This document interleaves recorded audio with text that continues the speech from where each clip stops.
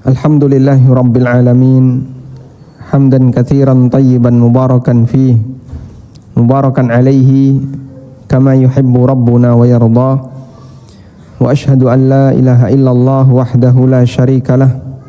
Wa ashhadu anna Muhammadan abduhu wa rasuluh sallallahu alaihi wa ala alihi wa sahbihi wa man tabi'ahum bi ihsanin ila yaumiddin.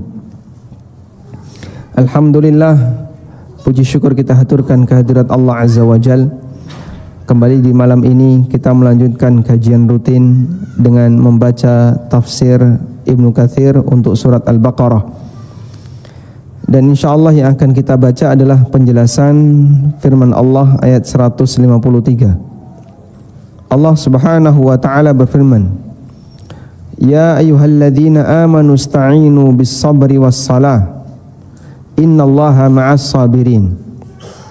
Wahai orang-orang yang beriman, ista'inu bis-sabri was-salah. Mintalah pertolongan dalam menghadapi masalah yang kalian jumpai. Bis-sabri dengan bersikap sabar, was-salah dan melaksanakan salat. Innallaha ma'as sabirin. Sesungguhnya Allah Ta'ala bersama orang-orang yang sabar. Dan insyaallah jika waktunya masih longgar, kita lanjutkan pada firman Allah 154 meskipun dengan tema yang berbeda. Sekarang kita fokus pada firman Allah Ta'ala di surat Al-Baqarah ayat 153. Berbicara tentang bagaimana pendidikan yang diberikan oleh Allah bagi orang-orang yang beriman ketika mereka menghadapi masalah.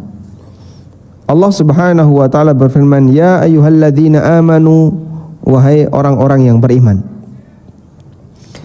Dan nidaul iman, panggilan iman, sudah pernah kita bahas pada ayat sebelumnya di juz yang pertama, karena ini kita sudah masuk di juz yang kedua. Dan barangkali masih ingat, apabila ada ayat yang diiringi dengan nidaul iman, panggilan iman, maka di sana ada 3 catatan yang perlu kita perhatikan. Yang pertama apa? Bahwasanya perintah maupun larangan yang disebutkan setelah panggilan iman merupakan konsekuensi dari iman. Sebagaimana ketika Anda dipanggil, wahai mahasiswa, kerjakan tugas. Berarti sebagai konsekuensi dari seorang mahasiswa, dia harus mengerjakan itu tugas. Ketika ada perintah, ya ayyuhalladzina amanu ati'ullah misalnya, wahai orang yang beriman, taatlah kepada Allah, maka mentaati Allah adalah bagian dari konsekuensi iman. Yang kedua, bahwa ketika orang meninggalkan perintah yang disebutkan setelah ya ayyuhalladzina amanu, atau dia melanggar larangan yang disebutkan setelah ya ayyuhalladzina amanu, berarti kondisi imannya ada 2 keadaan. Yang pertama, imma naqisul imani bil kulliyah. Bisa jadi dia tidak punya iman sama sekali, sehingga dia tidak mau melaksanakan apa yang diperintahkan oleh Allah dan apa yang dilarang oleh Allah. Dalam arti dia melanggar larangan itu dengan keyakinan halal baginya, sehingga hilang imannya karena dia telah melakukan istihlal, menghalalkan apa yang Allah haramkan. Atau kondisi yang kedua adalah naqisul iman ba'dahu. Dia kurang sebagian imannya, sehingga iman seorang hamba turun kualitasnya meskipun tidak sampai hilang semuanya, disebabkan karena dia tidak melaksanakan perintah atau meninggalkan larangan yang disebutkan setelah panggilan ya ayyuhalladzina amanu. Kondisi yang ketiga, bahwa setiap mukmin yang melaksanakan perintah dan menjauhi larangan yang jatuh setelah panggilan iman, bagi siapa yang melaksanakannya maka imannya akan bertambah. Li'annal imana yazidu wa yanqus, karena iman itu bisa bertambah dan berkurang. Yazidu bi ta'atir rahman wa yanqusu bi ta'ati asyaitan. Dia bertambah dengan mentaati Rahman dan berkurang dengan mentaati setan. Tayyib. Karena itu bagi mereka yang ingin menambah imannya, salah satu di antara upaya yang bisa dilakukan adalah melengkapi pelaksanaan setiap perintah maupun larangan yang diawali dengan kalimat ya ayyuhalladzina amanu. Selanjutnya Allah Subhanahu wa taala berfirman di Al-Baqarah ayat 153. Ya ayyuhalladzina amanu ista'inu bis-sabri was-salah. Wahai orang yang beriman, mintalah pertolongan kepada Allah dalam menghadapi masalah kalian dengan sabar dan melaksanakan salat. Setelah Allah Subhanahu wa taala menjelaskan, kata Al-Hafidz Ibnu Katsir, lamma faragha ta'ala min bayanil amri bisyukri syara'a fi bayanis sabri. Setelah Allah menjelaskan tentang perintah untuk bersyukur, selanjutnya Allah menjelaskan tentang sabar. Wal irsyad ilal isti'anah bis sabri was salah, dan Allah membimbing hambanya untuk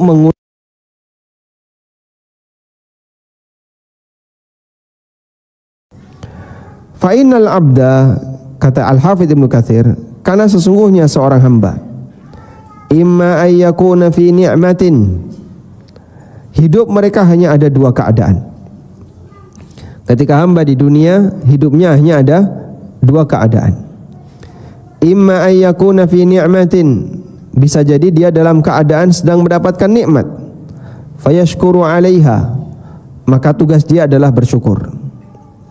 Au fi niqmatin, atau bisa jadi dia dalam keadaan sedang dapat musibah, fayasbiru 'alaiha, dan tugas dia adalah bersabar. Kama jaa fil hadis, sebagaimana yang disebutkan dalam hadis, dan hadis ini sahih. Nabi SAW menceritakan tentang sifat hamba yang beriman, bahkan beliau merasa takjub dengan keberadaan sifat ini. Karena siapa yang memiliki dua sifat ini, keadaannya selalu baik ketika hidup di dunia. Rasulullah SAW bersabda, ajaban lil mu'min, sungguh mengherankan hidup seorang mukmin. La yaqdiyallahu lahu qada'an illa kana khairan lahu. Takdir apapun yang Allah berikan kepadanya, itu akan membuahkan kebaikan untuknya. In asabathu syarra, kemudian Nabi SAW memberikan rincian. In asabathu syarra, apabila dia mendapatkan kebahagiaan, fasyakara, dia bersyukur, kana khairan lahu, maka itu baik baginya. Wa in asabathu dharra, dan jika dia mendapatkan musibah, fasabara, dia bersabar, kana khairan lahu, dan itu pun baik baginya. Dan yang namanya hidup di dunia tidak lepas dari dua kondisi ini. Yang pertama adalah dia mendapatkan kenikmatan, yang kedua hamba mendapatkan musibah. Dan mukmin bisa menempatkan diri dengan benar di dua keadaan ini. Maka seorang mukmin selalu beribadah kepada Allah dengan hatinya. Dan ibadah dengan hati adalah saat dia dapat nikmat dia bersyukur. Ibadah dengan hati saat dia mendapatkan musibah dia bersabar. Dalam suasana apapun dia selalu berada di tempat yang benar. Karena itu jamaah, berkaitan dengan masalah musibah, yang menjadi masalah yang sebenarnya bukanlah musibah itu, tapi bagaimana cara kita menyikapi musibah. Berkaitan dengan masalah nikmat, nikmat itu juga bagian dari ujian. Sehingga bukan itu tujuan utama hamba ketika hidup di dunia. Sebab yang namanya nikmat dan musibah, hamba bisa jadi tidak bisa memilih. Kita kalau disuruh milih, maka kita mungkin akan memilih ingin selalu dapat nikmat. Tapi yang namanya hidup di dunia diiringi oleh Allah dengan musibah. Sehingga yang lebih benar, yang lebih penting di sini adalah memikirkan bagaimana cara yang tepat apabila kita dapat nikmat. Dan bimbingan yang diberikan oleh syariat, masing-masing diberi oleh Allah amal yang berbeda. Ketika dapat musibah, orang amalnya sabar, dan ketika dapat nikmat, amalnya bersyukur. Karena itu jamaah yang dimuliakan Allah Ta'ala, dua hal ini yang benar tidak bisa dibandingkan. Mana yang lebih afdal?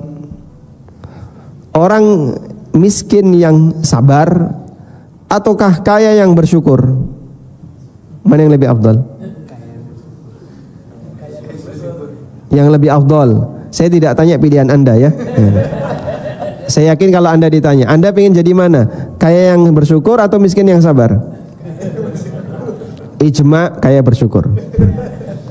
Karena banyak di antara kita yang barangkali tidak sanggup untuk miskin. Sehingga kita kalau disuruh milih antara menjadi orang kaya yang bersyukur ataukah orang miskin yang sabar, saya yakin sepakat orang di zaman sekarang lebih senang kaya daripada miskin. Makanya kita semua akan milih jadi kaya yang bersyukur. Karena kita tidak bisa membayangkan jadi orang miskin dalam kondisi penuh dengan penderitaan. Gimana rasanya, saya nggak sanggup. Orang banyak yang tidak sanggup untuk merasakan itu. Baik, tapi kaya dan miskin itu pilihan siapa? Allah, bukan pilihan kita. Saya yakin semua Anda punya pilihan pengen jadi orang kaya. Tapi gimana lagi Pak Ustadz? Saya itu sebenarnya berharap ya kuliah lulus dengan nilai baik, habis itu bisa menikah dengan wanita yang pilihan ya. Setelah itu dapat pekerjaan yang bonafit, kemudian nanti bisa umroh bareng, haji bareng, habis itu nikah lagi. Setelah itu dibangunkan Pak Ustadz. Ternyata Anda tidur. Baik. Dalam posisi ini mungkin manusia membayangkan hidup yang serba enak. Tapi dalam hal ini ternyata semua kembali kepada pilihan Allah. Sebenarnya orang bisa mengetahui dia itu lebih cocok di mana berkaitan dengan masalah ibadah. Kondisinya seperti ini jemaah. Nabi SAW menyarankan kepada kita, ibadah itu kan disediakan dalam syariat kita bervariasi. Ada yang bentuknya salat, ada yang bentuknya puasa, ada yang bentuknya sedekah, membaca Quran, dan aneka variasi ibadah yang lainnya. Dan Rasulullah SAW meminta kepada kita, pilihlah ibadah yang cocok untuk kalian bisa rutinkan. Setelah itu pegangi ibadah itu, jangan sampai dilepas, agar kita punya kesempatan untuk masuk surga, dipanggil melalui pintu sebagaimana kebiasaan ibadah yang kita lakukan. Karena salah satu di antara cara Allah memasukkan hamba ke dalam surga adalah mereka dipanggil sesuai dengan apa? Kebiasaannya. Faman kana min ahli salati du'iya min babis salah, wa man kana min ahli sadaqah du'iya min babis sadaqah. Yang ahli puasa dipanggil masuk surga melalui pintu puasa. Yang ahli sedekah masuk surga melalui pintu sedekah. Wa man kana min ahli siyam du'iya min babir rayyan. Yang ahli puasa dipanggil masuk surga melalui pintu ar-rayyan. Masing-masing hamba dipanggil oleh Allah untuk masuk surga melalui pintu yang menjadi amal kebiasaannya. Maka Rasulullah SAW menyarankan, khudhu minal a'mali ma tutiqun. Ambillah salah satu di antara amal itu yang mampu untuk kalian rutinkan. Kalau kita rutin semuanya mungkin gak sanggup. Maka ambil salah satunya yang mampu untuk kalian rutinkan. Artinya Nabi SAW memberikan saran, dalam beribadah kepada Allah, kalau borong semuanya mungkin kita gak bisa. Tapi minimal Anda jangan meninggalkan semuanya. Karena kalau nggak bisa semua, jangan ditinggal semua. Gimana kalimat pepatahnya? Ma la yudraku kulluh, la yutraku julluh. Kalau nggak bisa dilakukan semua, jangan tinggalkan yang paling penting. Nah, cara untuk milih yang paling penting itu gimana? Pilihlah ibadah sesuai passion. Ya. Dan masing-masing orang beda. Mungkin ada orang yang saya itu kalau disuruh sholat saya sanggup. Tapi kalau saya disuruh puasa, Masya Allah, jam 10 itu Masya Allah Pak, sudah nggak kuat saya. Udah pusing ini kepala kalau nggak dikasih sarapan. Ada orang yang kalau saya disuruh puasa bisa Pak, tapi kalau saya disuruh tahajud bangun sebelum subuh itu rasanya pusing kepala. Sehingga saya mintanya pokoknya bangun tuh pas adzan itu baru bangun. Sehingga dia nggak bisa tahajud. Masing-masing orang diberi oleh Allah kelebihan dan kekurangan, sehingga mereka punya amal sesuai dengan apa yang mampu dia lakukan. Dan Nabi SAW perintahkan, pilih salah satu. Ini dalam masalah amal zahir. Ternyata bagi para sahabat, mereka juga bisa menentukan amal batin. Amal batin itu gimana? Apa kira-kira amal batin yang cocok bagi saya? Sampai di antara mereka itu bisa untuk mengetahui passion saya, amal batinnya kayak gini. Saya itu lebih senang amal batin ini daripada amal batin yang seperti itu. Contohnya yang pernah dikatakan oleh sahabat Abu Darda radhiyallahu anhu. Beliau radhiyallahu anhu pernah mengatakan, "Al-faqru ahabbu ilayya minal ghina wal maradu ahabbu ilayya minas sihha." Jadi orang miskin lebih saya sukai daripada jadi orang kaya. Sakit-sakitan lebih saya sukai daripada jadi orang sehat. Masya Allah. Ada nggak yang pernah punya cita-cita kayak gini? Wis kere loro-loronan, ditemek watu. Ada? Nggak ada. Abu Darda radhiyallahu anhu pernah punya pernyataan seperti itu.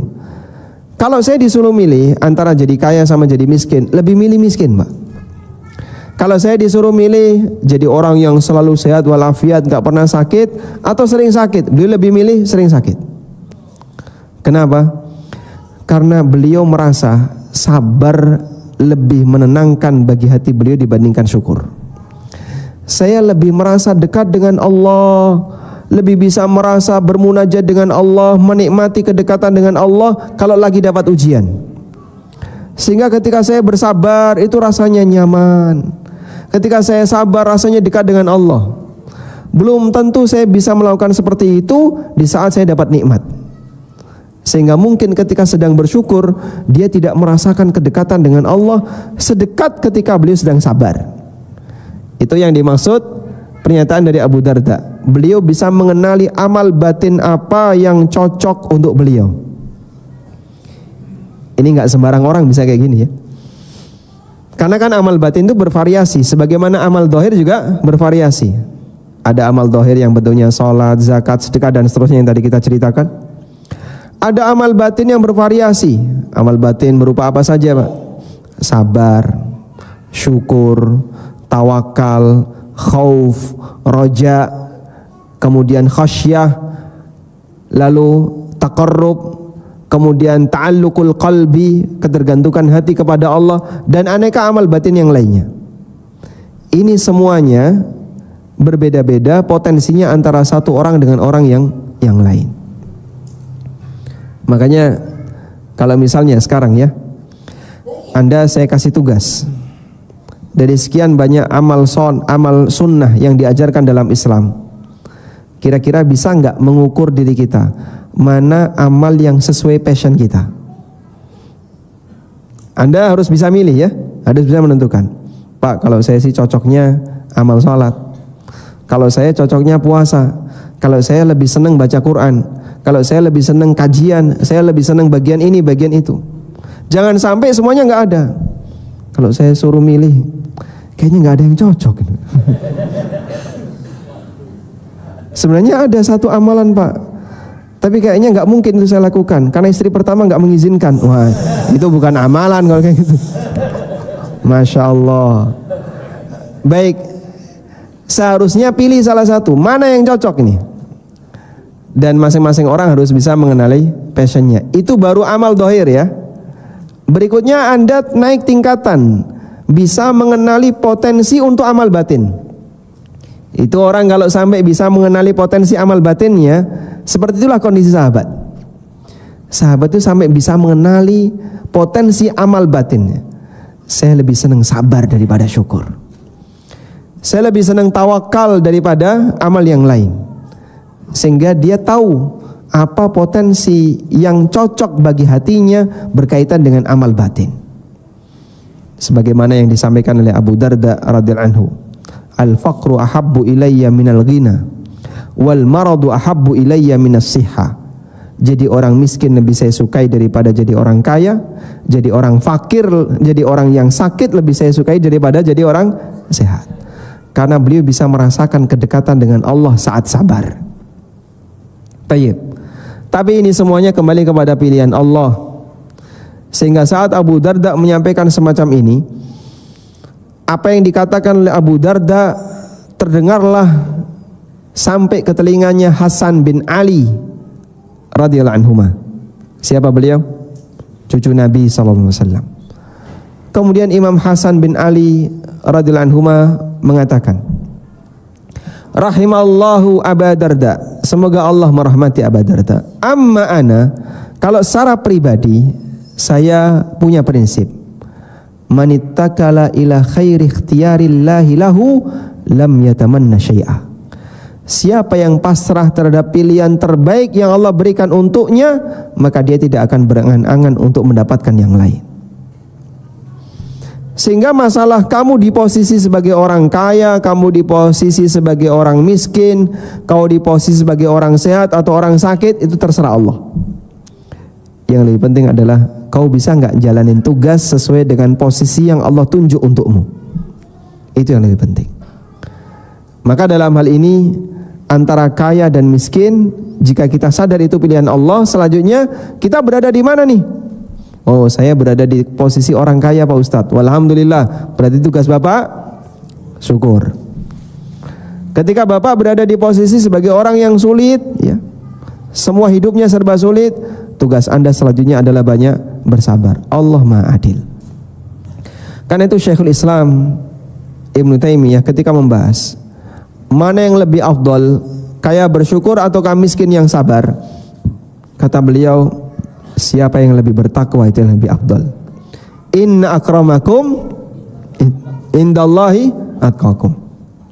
Sesungguhnya manusia yang paling mulia di sisi Allah di antara kalian adalah yang paling bertakwa. Sehingga penentunya itu di posisi bukan kaya dan miskin, tapi penentunya adalah takwa. Dan Nabi kita sallallahu alaihi wasallam bisa menjadi imam dua-duanya. Beliau imamus sabirin wa imamus syakirin. Beliau adalah imam bagi orang yang sabar. Ada banyak sekali ujian yang beliau dapatkan dan beliau berhasil bersabar. Dan ini yang lebih dominan. Hidupnya Nabi SAW lebih dominan dalam kondisi apa? Lebih dominan dalam kondisi sabar. Wa imamus syakirin, dan beliau juga imam dalam masalah syukur. Sehingga saat beliau sholat qiyamul lail sampai kaki beliau itu bengkak.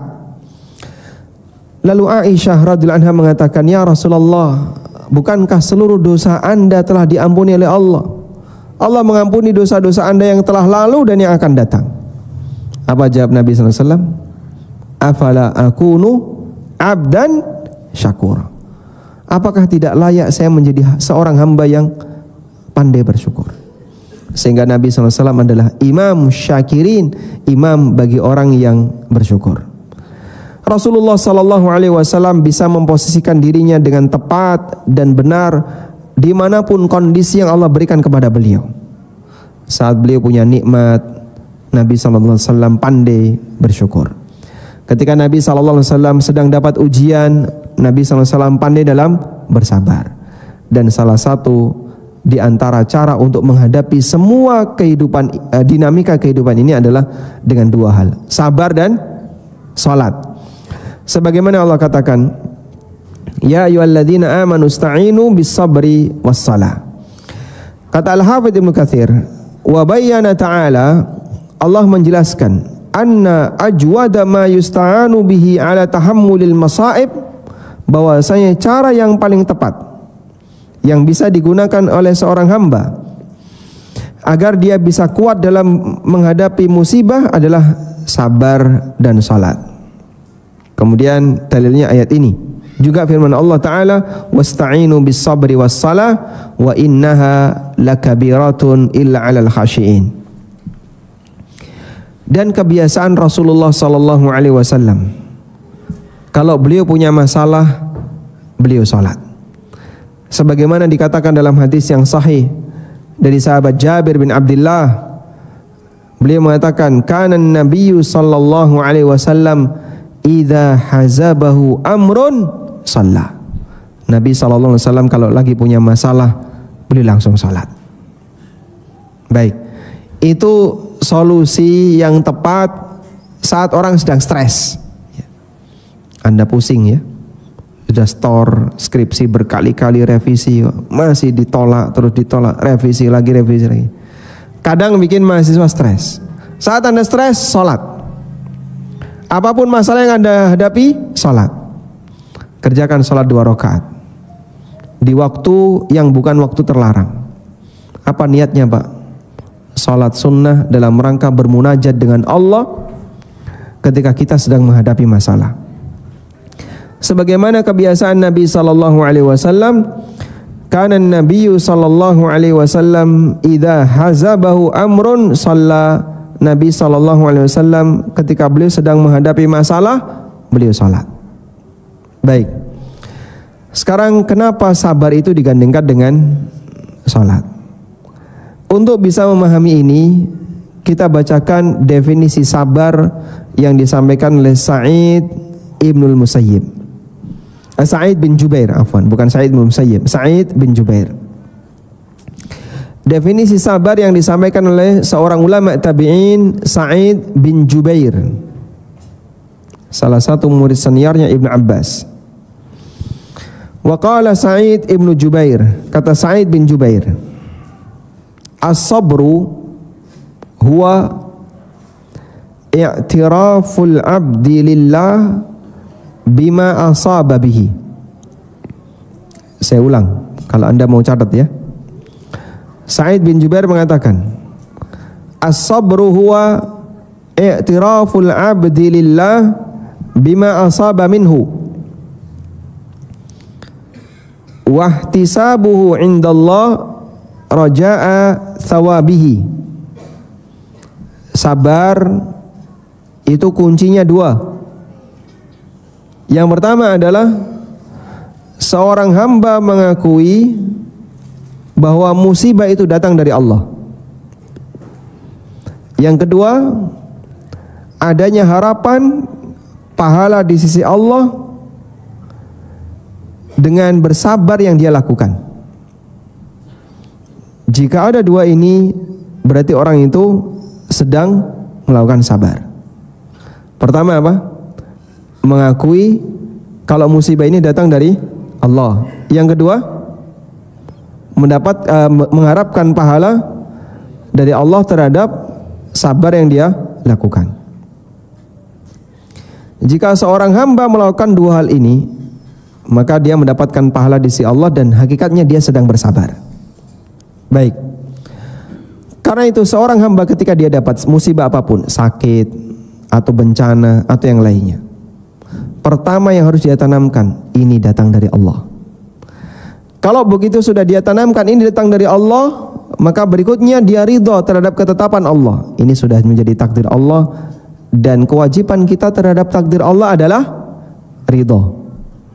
Maka jangan sampai gersulo, jangan sampai mengeluh, jangan sampai sakit hati, jangan sampai marah terhadap takdir Allah, karena ini Allah yang menetapkan. Sudah? Jika dia sudah ngunci di posisi saya yakin ini datang dari Allah dan saya ridho terhadap ketetapan Allah, maka itu akan menahan dirinya untuk tidak marah, tidak emosi, apalagi ada unsur tidak terima terhadap ketetapan Allah. Selanjutnya yang kedua, dia iringi dengan ihtisab, mengharapkan pahala dari Allah. Di saat itulah musibah yang dihadapi dan dia bersabar, akan ada rasa nikmat dalam batin. Dengan ini saya akan dapat pahala. Adanya keyakinan kalau dia akan dibalas oleh Allah dengan pahala, menyebabkan dia berani bertahan walaupun bisa jadi sakit. Maka dikatakan dalam hadis, as-sabru diyaun, sabar itu dia. Kenapa disebut dia? Dia itu artinya sinar. Karena ketika kita bertahan di bawah sinar, rasanya apa? Panas. Tapi di sana ada cahaya yang bisa kita dapatkan. Dan orang yang bersabar, ketika dia merasakan panas dan di situ ada cahaya, dia mendapatkan tambahan iman, tambahan hidayah yang ada pada hatinya. Baik. Posisi sholat di sini sebagai apa? Sebagai tempat untuk menyampaikan harapan kita kepada Allah. Sehingga saat orang punya masalah, dia mengharapkan kepada Allah agar dia punya solusi dari masalah itu. Dan tempat yang paling nyaman seorang hamba untuk bermunajat adalah dengan cara apa? Salat. Maka digandengkanlah antara sabar dan salat, sebab sabar itu mengajarkan seorang hamba untuk mengakui ini datang dari Allah, maka kamu jangan marah. Dan salat mengajarkan kepada hamba untuk mengharapkan pahala dari Allah dengan musibah yang saat ini sedang dia hadapi. Karena itulah jamaah yang dimuliakan Allah Subhanahu wa taala, salat disebut oleh Nabi SAW sebagai nur, sebagai cahaya. Sebab di sana ada cahaya yang menenteramkan, dan cahaya itu ketika kita berada di bawahnya terasa panas nggak? Ada lampu di atas Bapak Ibu. Lampu ini memancarkan sinar atau cahaya? Lampu. Hah? Apakah Anda merasakan panas di bawah lampu ini? Iya. Panas adem. Hangat. Seperti bulan. Bulan itu memancarkan cahaya. Allah menjadikan matahari sebagai diya, wal qamara nuron. Dan Allah jadikan qamar, bulan, sebagai nur. Apa bedanya antara matahari dan bulan ketika dilihat? Kalau yang matahari kita merasakan panas, kalau bulan kita bisa melihat bulan bercahaya tanpa merasakan panas. Nabi SAW menyebut as-sabru diya'un was-salatu nurun. Sabar itu sinar, sehingga orang yang bersabar merasakan sakit, gak enak, gak nyaman, tapi dia bisa mendapatkan pengaruh baik dari situ. Orang ketika dia berjemur di bawah terik matahari, mungkin dia merasakan panas, tapi habis itu dia merasakan sehat. Sedangkan sholat disebut oleh Nabi SAW dengan nur, dengan cahaya. Karena orang sholat bisa mendapatkan ketenangan, dan dia tidak merasa sakit dengan itu. Disitulah tempat dia untuk mengharapkan pahala dari sisi Allah Subhanahu wa taala. Karena itu seorang mukmin ketika dia dapat musibah dan dia ingat bahwasanya dengan musibah ini dosanya dia akan hapus, dosanya akan hilang, pahalanya akan bertambah, maka dalam menghadapi musibah dia lebih siap.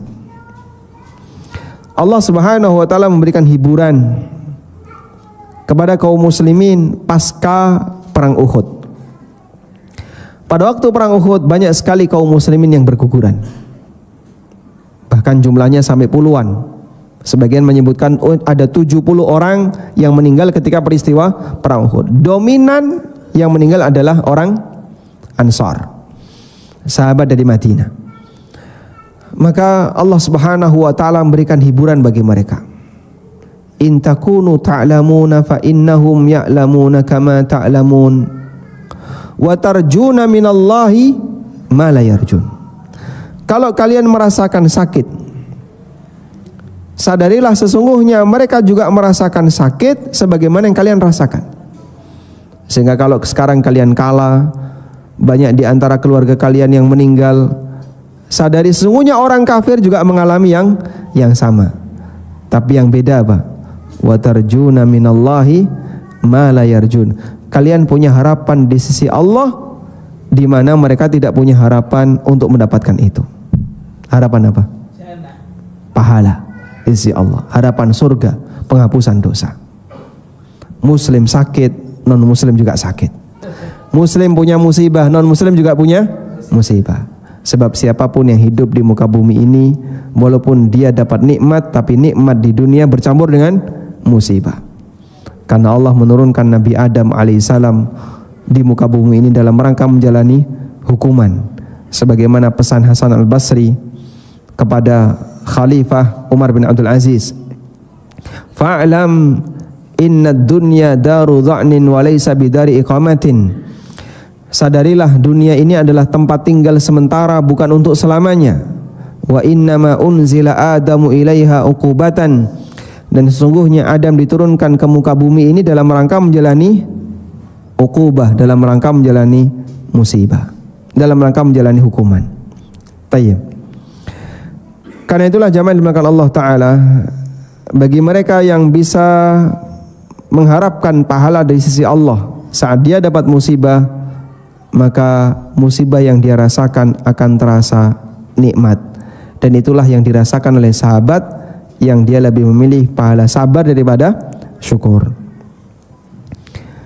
Kemudian kata Al-Hafidz Ibnu Katsir, was-sabru sabran. Sabar itu ada dua.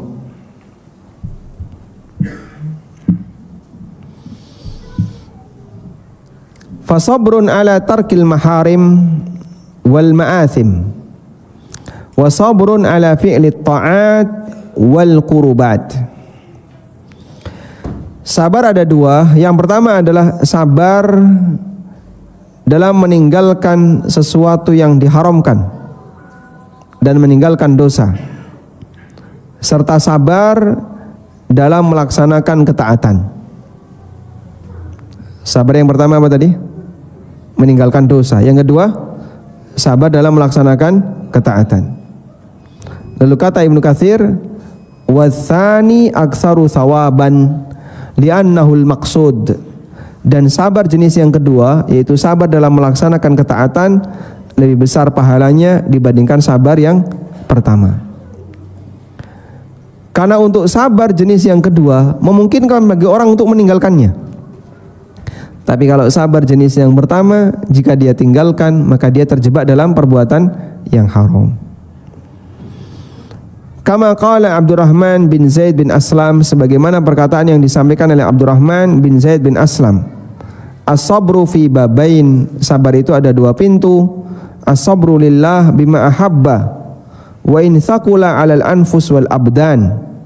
Yang pertama adalah sabar untuk Allah dalam melaksanakan apa yang Allah cintai, meskipun itu berat bagi fisik untuk melakukannya. Yang kedua adalah was-sabru lillah amma kuriha wa in naza'at ilaihil ahwa.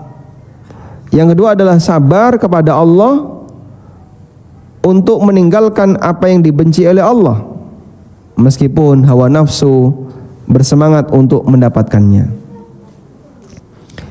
Faman kana hakadha, maka siapa yang selalu berusaha untuk menjaga dua hal ini, fahuwa minas sabirin alladzi yaslamu ila alaihim, maka dia adalah orang yang sabar yang hidupnya akan selamat. Baik, kita akan dengarkan adzan Isya terlebih dahulu, baru setelah itu kita akan lengkapi pembahasan yang disampaikan oleh Al-Hafidz Ibnu Katsir. Wassallallahu ala nabiyyina Muhammadin wa ala alihi wa sahbihi wasallam. Allahumma salli ala Muhammad, Allahumma rabbana da'watita wassalatul qa'imah Nabi Muhammad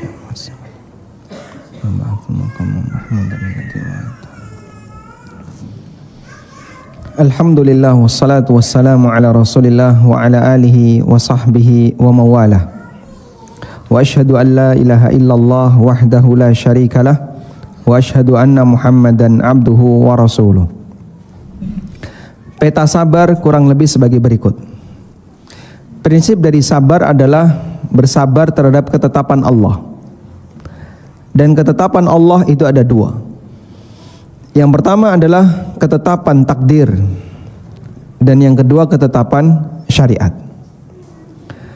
Bentuk bersabar terhadap ketetapan takdir adalah ketika sang hamba sedang mendapatkan takdir yang kurang nyaman baginya, baik berupa sakit, musibah, kecelakaan maupun yang lainnya. Maka dia bersabar dengan meyakini bahwasanya ini datang dari Allah, dan diiringi dengan rasa harap, mengharapkan pahala dari Allah ketika dia menghadapinya. Dengan demikian dia menyempurnakan prinsip sabar yang ada pada hidupnya. Kalau sebatas bertahan, tidak mengeluh, diam saja, dan tidak merespon apapun ketika orang sedang dapat musibah, tidak ada bedanya antara muslim, mukmin dengan binatang. Binatang ketika dia sakit, apa yang dia lakukan? Dia diam saja.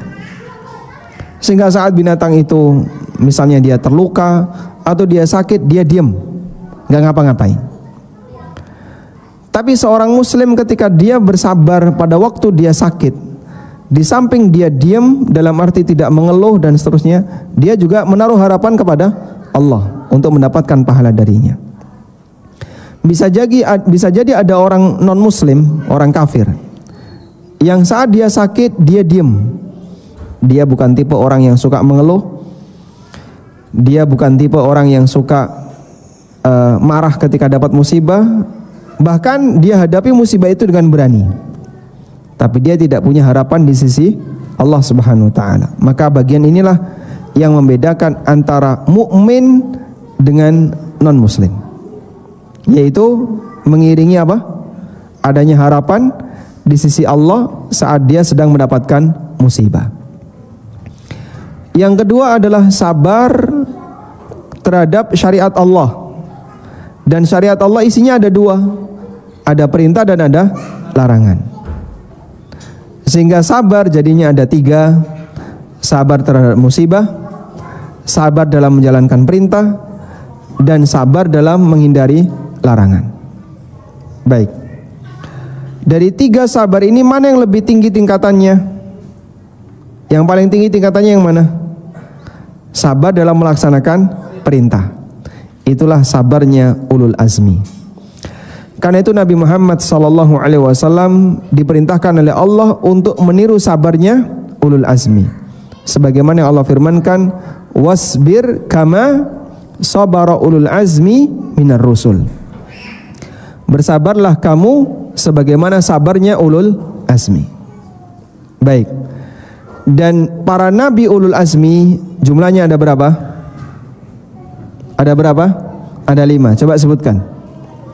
Nuh, Ibrahim, Musa, Isa, Muhammad. Nimim. Nuh, Ibrahim, Musa, Isa, Muhammad. Baik. Dari 5 ini Nabi Ayub enggak masuk. Nabi Ayub tidak termasuk. Kenapa Nabi Ayub tidak masuk? Padahal kita mengenal dalam cerita bahwa Ayub adalah lambang kesabaran. Sampai jadi nasihat, bersabarlah kalian sebagaimana sabarnya Ayub. Tapi kenapa Ayub enggak masuk dalam ulul azmi? Sementara Allah perintahkan kepada nabinya sallallahu alaihi wasallam untuk bersabar sebagaimana sabarnya ulul azmi. Karena sabarnya Ayub itu beda dengan sabarnya ulul azmi. Sabarnya Ayub ada pada posisi apa? Sabar terhadap takdir. Beliau mengalami sakit, beliau jatuh miskin, seluruh hartanya dibinasakan oleh Allah.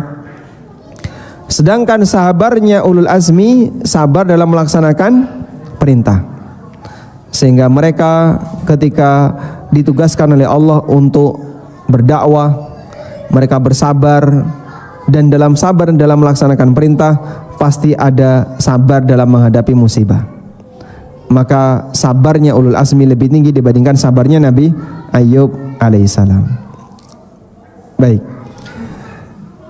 Lalu yang ketiga, berikutnya, sabar itu tidak ada batasnya. Maka tidak ada istilah titik akhir sabar, enggak ada. Kenapa tidak ada batasnya? Sebab balasan bagi orang sabar itu tidak ada batasnya. Sebagaimana yang Allah firmankan dalam Al-Quran, innama yuwaffas sabiruna ajrahum bighairi hisab. Sesungguhnya Allah memberikan balasan kepada orang yang sabar. Sesungguhnya orang yang sabar itu dipenuhi balasannya bighairi hisab, tanpa hitungan. Sehingga sebagaimana sabar itu balasannya tanpa hitungan, maka dalam bersabar ujungnya kematian. Tidak ada istilah batas sabar saya sudah berakhir, kemudian setelah itu dia nggak bersabar, nggak ada. Ujung sabar adalah kematian. Dan Nabi kita SAW bersabar sampai mati. Sehingga ketika beliau mengalami sakit di ujung hayat beliau SAW, beliau mengalami pusing, demam yang dahsyat. Dan Rasulullah SAW bersabar ketika itu. Di awal hidupnya, di awal dakwah beliau bersabar terhadap gangguan orang-orang musyrikin, gangguan orang-orang kafir, ahli kitab, munafik dan yang lainnya. Di akhir hidupnya Nabi SAW bersabar terhadap musibah yang beliau alami. Beliau terjatuh, kemudian beliau sakit, beliau kecelakaan, beliau kena senjata, termasuk diantaranya beliau demam tinggi menjelang wafatnya sallallahu alaihi wasallam. Wallahu ta'ala alam, demikian yang bisa kita sampaikan di kesempatan kali ini. Semoga apa yang kita bahas menjadi kajian yang bermanfaat. Wassallallahu ala nabiyyina Muhammadin wa ala alihi wa sahbihi wasallam.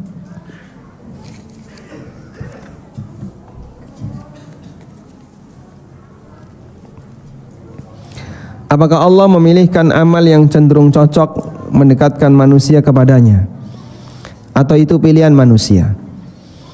Mohon nasihatnya supaya mudah untuk bersabar dan bersyukur ketika kondisi sedang minus, baik secara finansial maupun mental. Mengingat banyak sekali kasus yang akhir ini datang. Baik. Adik-adik di atas ada yang nungguin nggak? Hah? Ada yang nungguin ya? Baik, tolong adik-adik di atas, apakah mendengar suara saya? Mereka tidak jawab. Baik. Tolong bersabar ya, duduk dengan rapi, bersabar. Apakah Allah memilihkan amal bagi para hambanya sesuai dengan kemampuan hamba untuk bisa mendekatkan diri kepadanya? Jawabannya kurang lebih demikian. Dan itulah yang dipahami oleh Imam Malik bin Anas rahimahullah. Beliau punya aktivitas sehari-hari adalah mengajar di Masjid Nabawi. Ketemu banyak orang, kadang ada tanya jawab, kadang diskusi, dan bahkan kadang sedikit debat. Kadang beliau emosi ketika di majelis ilmu. Saat ada orang yang tanya apa yang dimaksud dengan istiwa, wamal istiwa, apa itu istiwa, beliau emosi dan beliau marah ketika menjawab. Beliau pernah diajak debat oleh orang aklaniyun, ahli filsafat, dan beliau tidak layani tapi malah dikasih nasihat. Dan beliau kadang diskusi dengan jamaah sehingga ada banyak gesekan yang terjadi saat beliau mengajar. Sebagaimana umumnya ketika orang itu mengajar, maka dia akan bergesekan dengan masyarakat yang ada di sekitarnya. Datang surat dari salah satu teman beliau, teman waktu belajar, Abdullah Al-Umari. Abdullah Al-Umari menyarankan kepada Imam Malik, coba kau sesekali menyendiri, berkhulwah dengan Allah, bermunajat secara khusus dengan Allah, dan tidak selalu gabung dengan masyarakat, tidak selalu kumpul dengan masyarakat. Kau mungkin perlu untuk banyak berkhulwah agar bisa menenangkan hatimu. Maka dibalaslah suratnya Abdullah Al-Umari, dan Imam Malik menyampaikan sebuah kalimat yang layak untuk ditulis dengan air mata. Apa kata beliau? Innallaha qassamal a'mal kama qassamal arzaq, wa kam min 'abdin futiha lahu as-salah wa lam yuftah lahu lis-siyam, wa futiha hadza lis-siyam wa lam yuftah lahu lis-salah. Sesungguhnya Allah membagi amal kepada para hambanya sebagaimana Allah membagi rizki. Ada sebagian di antara hamba yang dimudahkan oleh Allah untuk salat, tapi dia berat untuk puasa. Dan ada yang dimudahkan untuk puasa, tapi dia berat untuk salat. Dimudahkan di amal A, tapi dia berat melakukan amal B, dan demikian seterusnya. Allah Subhanahu wa ta'ala membagi kepada mereka amalan sebagaimana Allah ngasih rizki. Ada di antara teman-teman yang kaya melalui jalur bisnis. Ada yang kaya melalui jalur dia jadi karyawan. Ada yang dia dapat kekayaan melalui jalur properti. Ada yang dapat kekayaan melalui jalur nikah. Begitu nikah langsung punya rumah. Ya. Karena ternyata istrinya adalah anak tunggal, ya. Bapaknya sudah tua, kaya raya. Aku juga mau. Sekarang daftar ke takmir nanti. Masya Allah. Tayyib. Sehingga mereka mendapatkan kekayaan, mereka dapat nafkah dengan cara yang Allah kehendaki. Satu sama lain berbeda-beda. Karena itu jamaah, kita coba kenali ya, kira-kira potensi kita ada di mana. Saat Anda bisa mengenali, saya kalau sholat itu Masya Allah, saya bisa rajin, saya bisa khusyuk, saya senang dengan sholat. Baik, rutinkan pelaksanaan sholat. Ada yang senang dengan baca Quran, menghafal Quran, rasanya senang, rasanya bahagia, maksimalkan di bagian itu. Ada yang senang dengan puasa, maksimalkan dengan bagian itu. Ada yang senang sedekah. Dia kalau disuruh ngaji nggak senang dia. Tapi kalau disuruh donasi untuk kajian senang dia. Beda-beda antara satu dengan yang lain. Itulah cara Allah membagi amal bagi para hambanya. Baik. Pertanyaan sebelumnya, mana yang benar? Sains membenarkan Al-Quran ataukah Al-Quran membenarkan sains? Sudah ketemu jawabannya? Kemarin tugas kelompok ya. Kemarin ikut nggak mas? Nggak ikut? Insyaallah. Jawaban yang paling gampang nggak ikut ya. Insyaallah. Mana yang benar? Sains membenarkan Al-Quran? Satu, sains membenarkan Al-Quran. Atau yang kedua, Al-Quran membenarkan sains. Yang milih jawaban satu angkat tangan. Sains membenarkan Quran. Ini jawaban satu. Mana? Angkat tangan. Baik, yang milih jawaban dua, Al-Quran membenarkan sains. Banyak nggak jawab, kenapa? Abstain. Dia nggak milih satu maupun dua. Baik. Coba Anda perhatikan ya. Mana yang menjadi kebenaran mutlak? Al-Quran atau sains? Al-Quran. Sudah? Sehingga Al-Quran adalah kebenaran mutlak. Baik didukung maupun tidak didukung, Quran itu selalu benar. Sepakat ini? Nah, sehingga kebenaran Al-Quran bersifat mutlak karena dia datang dari Zat yang maha benar. Kita bisa mengakui ini karena iman. Bagi yang nggak punya iman, mungkin kalimat ini susah untuk dia terima. Karena kita punya iman, maka mudah bagi kita untuk menerima kalimat kebenaran mutlak adalah wahyu Allah. Apakah orang mau mendukungnya maupun tidak mendukungnya, tetap yang namanya Quran adalah kebenaran mutlak. Sudah? Sedangkan sains itu kebenaran apa? Bersifat relatif, dan dia penemuan yang muncul belakangan. Dia adalah penemuan yang muncul belakangan. Kalaupun ternyata ini sesuai dengan Quran, berarti yang tepat gimana? Sains membenarkan, artinya dia mendukung kebenaran Quran. Sehingga pada waktu orang menemukan hasil sains misalnya, yang itu ternyata sejalan dengan apa yang termaktub dalam Al-Quran, maka statusnya adalah posisi sains ini mendukung kebenaran Al-Quran. Sebab Quran diturunkan bukan untuk mendukung penemuan manusia, tapi penemuan manusia bagi mereka yang sadar akan iman bisa digunakan untuk mendukung kebenaran Al-Quran. Meskipun kalaupun nggak ada ini, Quran tetap mutlak benar. Bisa dipahami di sini? Baik. Karena itu, ketika Al-Quran diturunkan, kondisi para hamba waktu itu, makhluk ketika itu bisa jadi belum mengenal sains sebagaimana yang kita kenal saat ini. Bisa kita katakan, mereka bisa nggak Pak kita sebut sains waktu itu mulai dari angka 0 misalnya. Mereka nggak kenal dengan yang namanya penelitian yang menggunakan gelombang, penelitian dengan menggunakan apalagi misalnya sinar dan seterusnya. Mereka belum kenal tentang penelitian luar angkasa. Mereka nggak tahu dengan aneka teknologi yang ada di masa sekarang. Kalau kita sebut itu dari 0, apakah kebenaran Quran menjadi goyang gara-gara tidak ada yang dukung? Tidak. Quran tetap mutlak benar walaupun tidak ada pendukungnya. Dan sahabat meyakini ini sebagai kebenaran. Karena itu yang lebih tepat adalah sains mendukung kebenaran Quran. Karena sains itu muncul belakangan, bukan Quran yang mendukung sains. Sebab yang muncul belakangan ini mendukung yang ada di depan. Paham insyaallah? Baik. Wallahu ta'ala alam. Demikian yang bisa kita sampaikan, semoga bermanfaat. Wassallallahu ala nabiyyina Muhammadin wa ala alihi wa sahbihi wasallam. Wa akhiru da'wana alhamdulillahi rabbil alamin. Wassalamualaikum warahmatullahi wabarakatuh.